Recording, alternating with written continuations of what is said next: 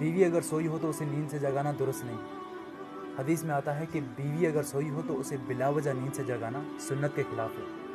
हज़रत आयशा रज़ी अल्लाह ताला अन्हा इरशाद फरमाती हैं कि मैं सो रही थी तो अल्लाह के हबीब सल्लल्लाहु अलैहि वसल्लम आहिस्ता से बिस्तर से उतरे और जूते पहने बगैर बाहर चले गए ताकि कोई आवाज़ ना हो। तो जब मैंने दरियाफ्त किया कि अल्लाह के हबीब सल्लल्लाहु अलैहि वसल्लम आपने ऐसा क्यों किया, तो आप सल्लल्लाहु अलैहि वसल्लम ने इरशाद फरमाया कि तुम सो रही थी, मेरा जी चाहा कि तुम्हारी नींद में कोई खलल ना हो, तो बीवी को मनाना, बीवी की इज़्ज़त करना, बीवी का ख्याल रखना, ये सब मेरी नबी की सुन्नतों में आता है। लेकिन अफसोस है कि आज अगर कोई मर्द बीवी की इज़्ज़त करे, बीवी का ख्याल रखे, तो उसे रनमुरीद कहा जाता है। औरत को सता कर उनके साथ ज़िंदगी के हसीन लम्हात गुजार कर, उन्हें इस्तेमाल करके, उनके साथ झूठे वादे करके, उन्हें सुहाने ख्वाब दिखाकर, उन्हें नीम पागल करके ये मर्द कहता है कि मेरा इस पागल औरत के साथ गुजारा नहीं हो सकता।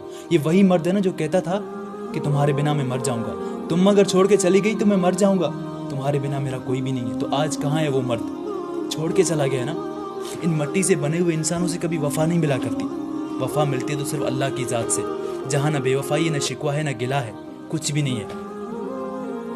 तो आज वो छोड़ के गया। अरे जिन्होंने वफ़ा करनी होती है ना, वो जनाजों के पीछे भी जनाजा लगा देते हैं। वो 10 जूते खाकर भी तुम्हारा साथ देंगे। जिन्होंने साथ नहीं देना होता वो छोड़ कर चले जाते हैं। पता है, जो अपने होते हैं ना वो कभी छोड़ कर नहीं जाते, जो छोड़ कर जाते हैं वो कभी अपने नहीं होते। खुदारा ऐसे लोगों के साथ मत रहो जो तुम्हें इस्तेमाल करते हैं। मर्द औरत के साथ होकर, उसकी बाहों में होकर भी किसी दूसरी औरत के बारे में सोच सकता है, क्योंकि उसे 4 शादियों का हुक्म जो है, लेकिन औरत कभी नहीं सोचती।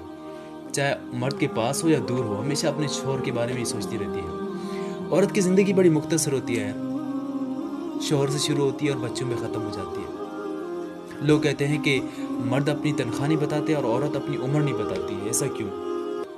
तो न मर्द अपने लिए कमाता है और ना ही औरत अपने लिए जीती है। फिर इसी बात को मद्देनज़र रखते हुए लोग कहते हैं कि औरत क्योंकि अपने लिए नहीं जीती है तो उसका कोई घर नहीं होता। तो सुनो, औरत के बिना कोई घर नहीं होता।